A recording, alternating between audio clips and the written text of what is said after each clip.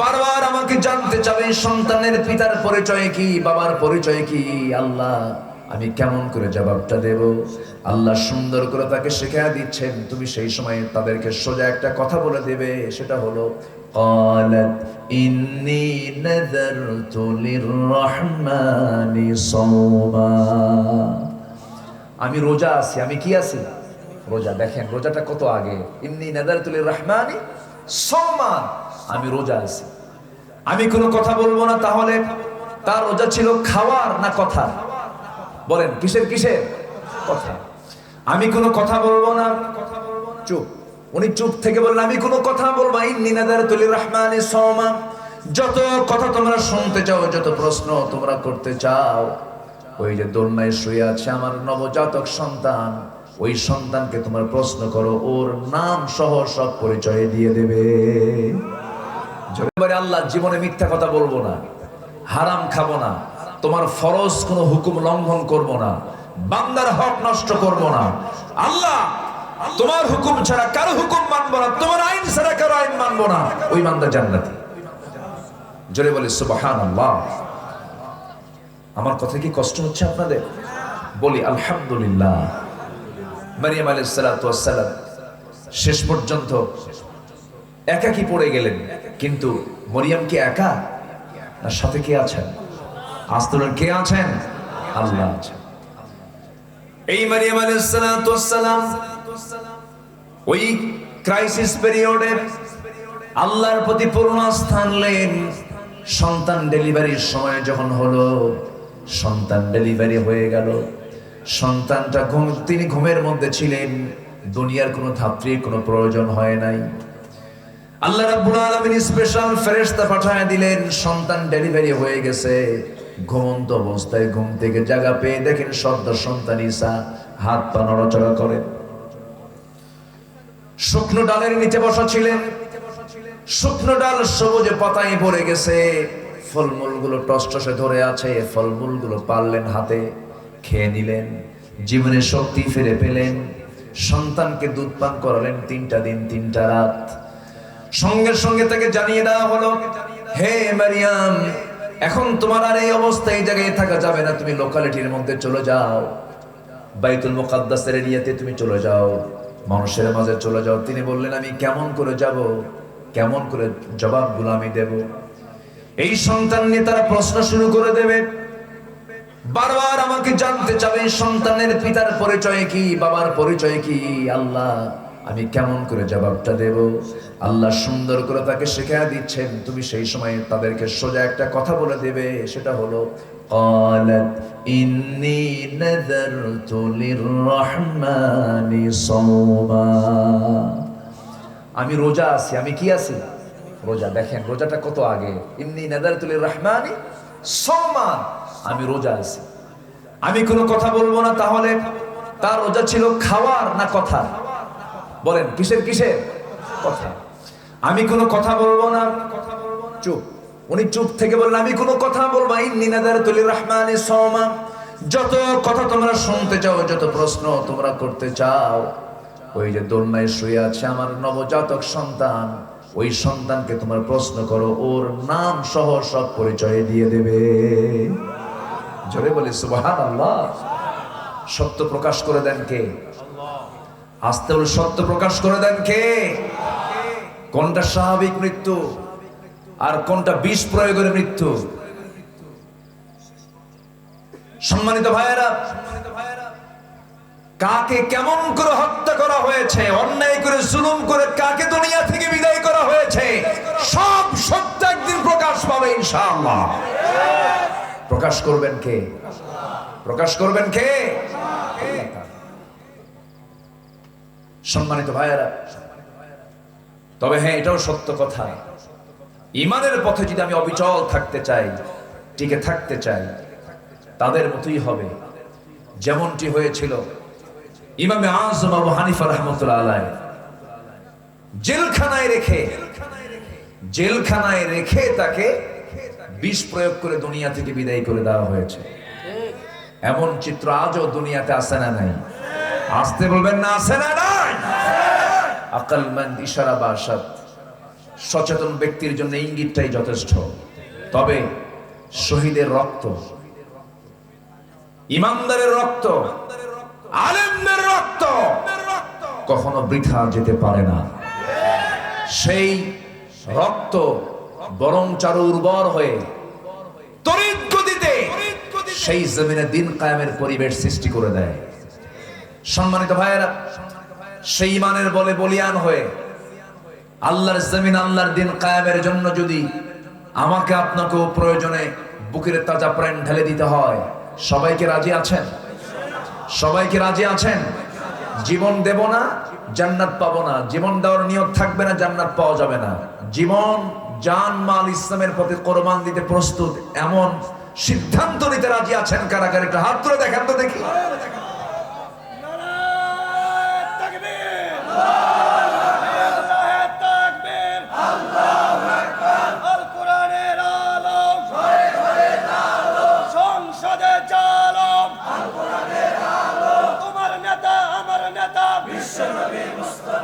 ইসলামের শত্রুরা হুঁশিয়ার,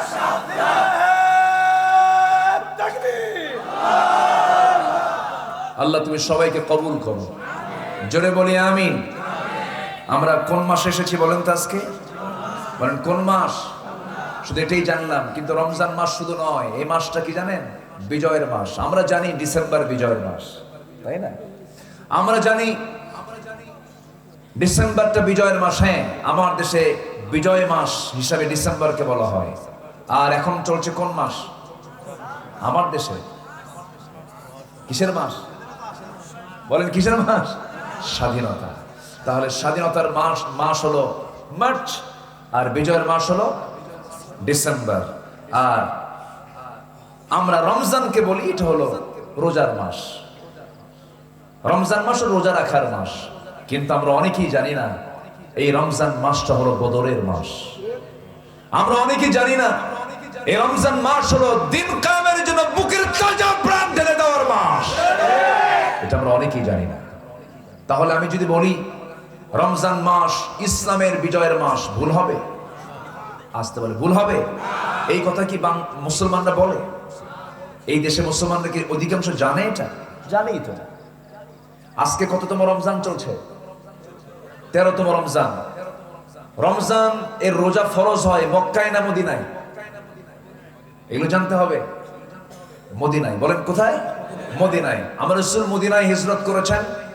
দ্বিতীয় হিজরিতে আল্লাহ তাআলা এই রোজাটাকে ফরজ করে দিয়েছেন, এবং দ্বিতীয় হিজরতেই আল্লাহ তাআলা ওই রোজাদারদেরকে দিয়ে ইসলামের বিজয় নিশ্চিত করার জন্য বদর যুদ্ধের হুকুম দিয়েছেন। আল্লাহু আকবার বলেন।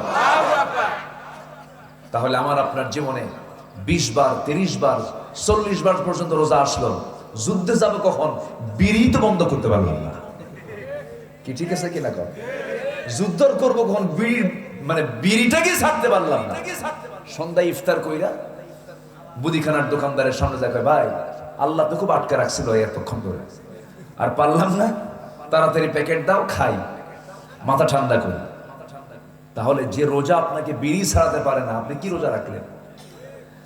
যে রোজা আপনাকে সুদ ছাড়াতে পারে না, আপনি কি রোজা রাখলেন? যে রোজা আপনাকে মিথ্যা ছাড়াতে পারে না, আপনি কি রোজা রাখলেন? যে রোজা আপনাকে মিথ্যা সাক্ষী দেওয়া বন্ধ করতে পারে না, আপনি কি রোজা রাখলেন? এই জন্য রোজার সাথে সকল কিছুর সম্পর্ক আছে না নাই? আছে। রোজা মানে শুধু না খেয়ে থাকা নয়, রোজা মানে শুধুমাত্র উপোস থাকা নয়, রোজা মানে হলো সকল প্রকার হারাম থেকে নিজেকে বাঁচিয়ে রাখা। এটাও রোজা।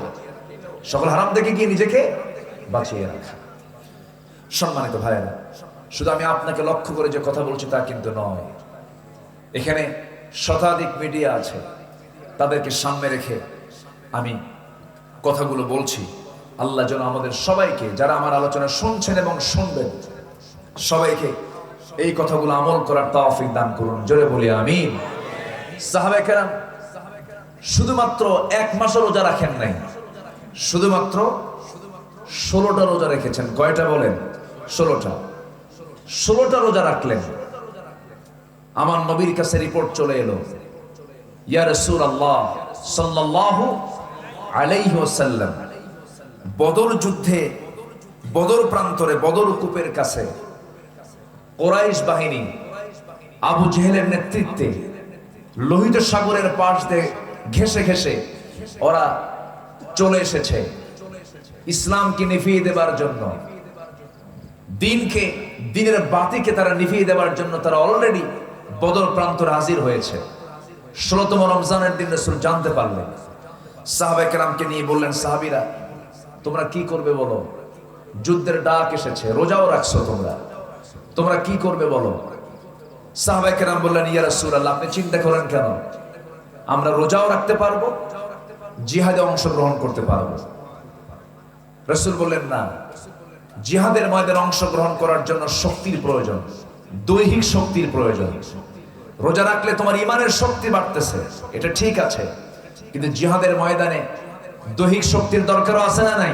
আচ্ছা, আমার রাসূল বললেন, তোমরা 17তম রমজানের রোজা তোমরা ভেঙে ফেলে দাও।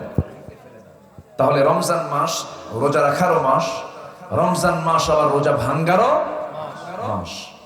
রোজা রাখতেও বলেছেন, রোজা ভাঙতেও বলেছেন।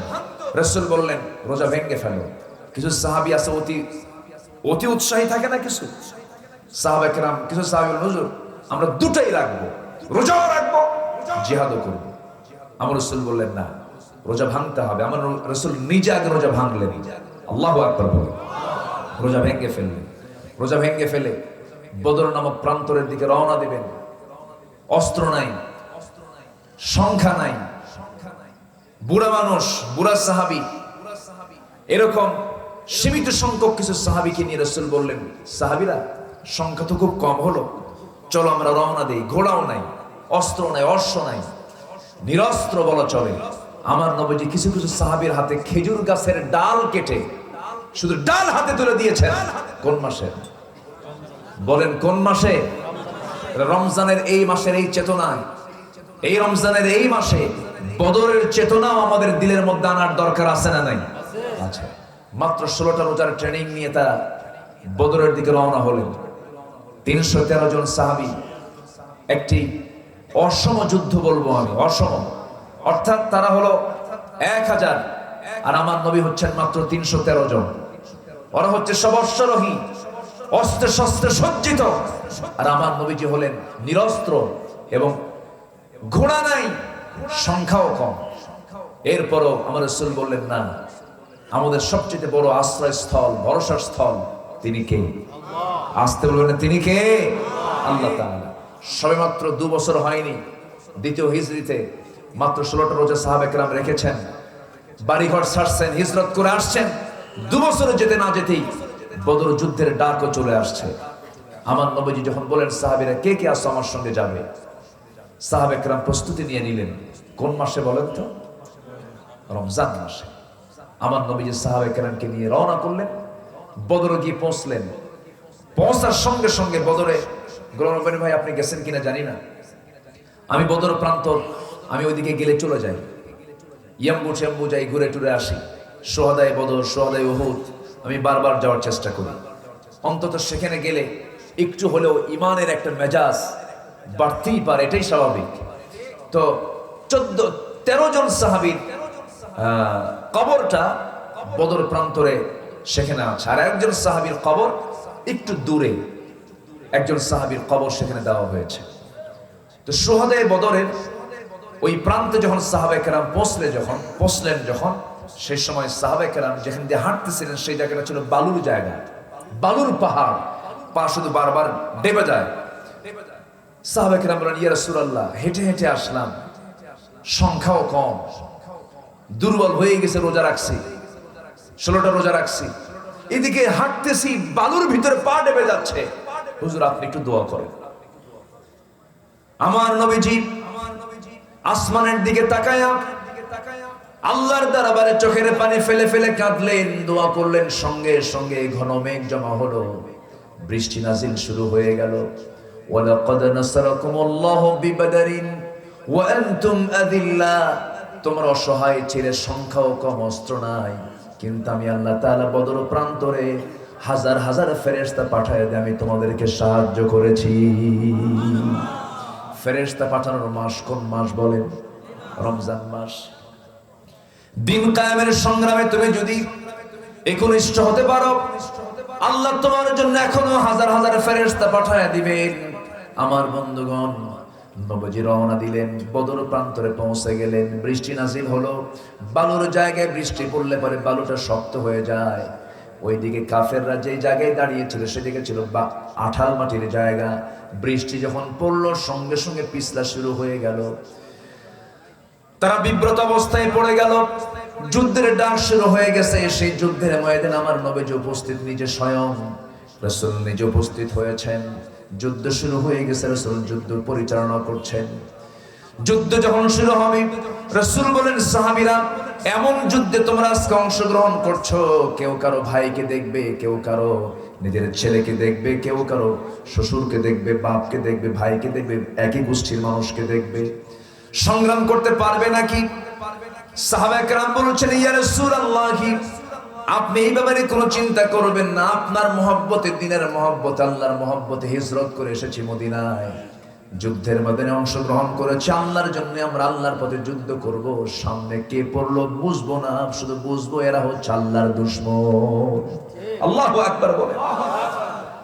আমার ভাইয়েরা, কি চেতনা লালন করেছেন সাহাবায়ে কেরাম। কুল ইন কানা আবাউকুম ওয়া আবনাউকুম ওয়া ইখওয়ানুকুম ওয়া আজওয়াজুকুম। 8 শ্রেণীর চাইতে তারা আল্লাহ রাসূলকে এবং জিহাদকে বেশি পছন্দ করেছেন। সেই যুদ্ধের প্রান্তরে দেখা গেল সাইয়েদনা আবু বকর সিদ্দিক রাদিয়াল্লাহু আনহুর ছেলে তার বিরুদ্ধে যুদ্ধ করতে আসছে।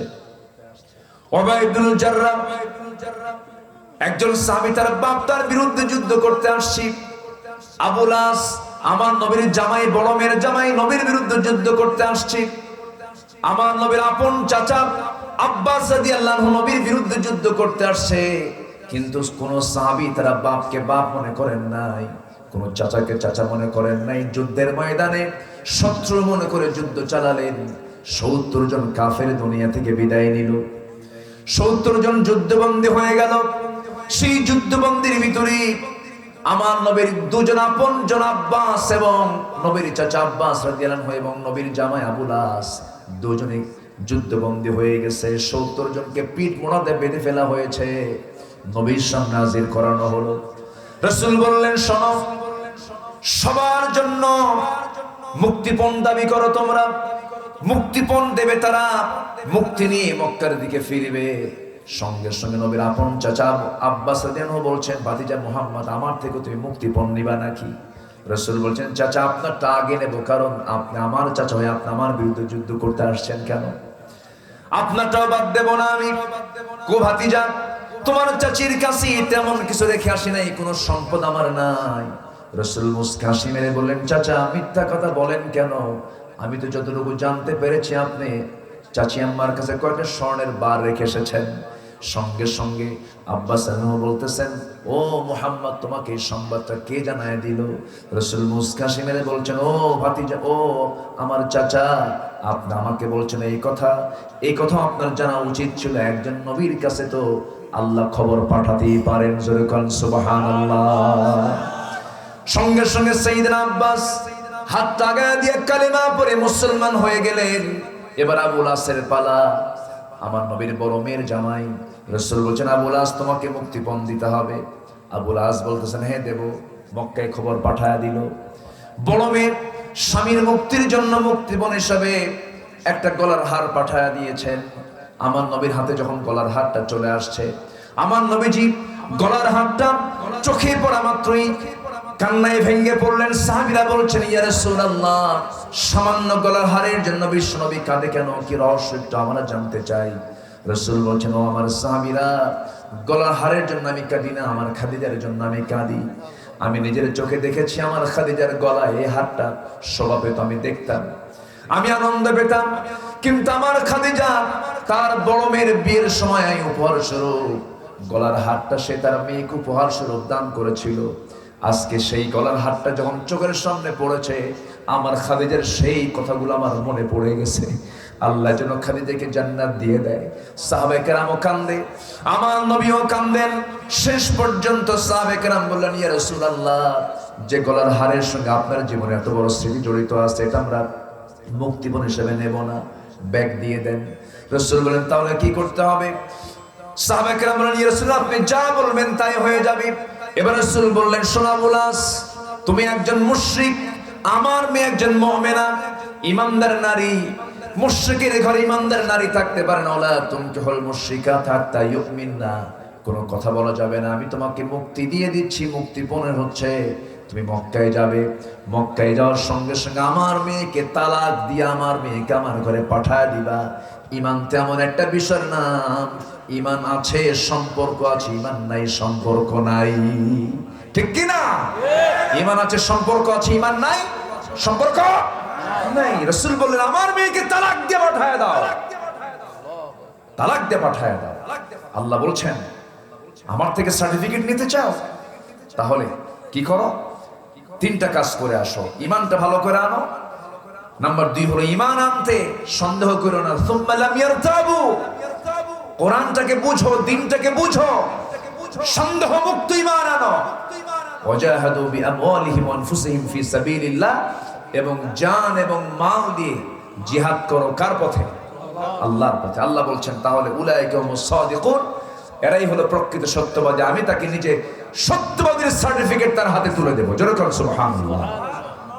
আল্লাহ তুমি এই আয়াতের আলোকে আমাদের জীবন গড়ার তৌফিক দিয়ে দাও।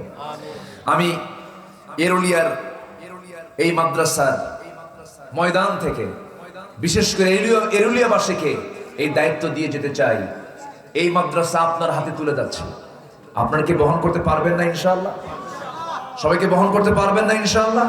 আল্লাহ তুমি আমার প্রিয় ভাই গোলাম রব্বানী ভাইয়ের এই মাদ্রাসাকে এই অঞ্চলের শ্রেষ্ঠ মাদ্রাসা, শ্রেষ্ঠ বিদ্যাপীঠ হিসেবে তুমি আল্লাহ কবুল করো।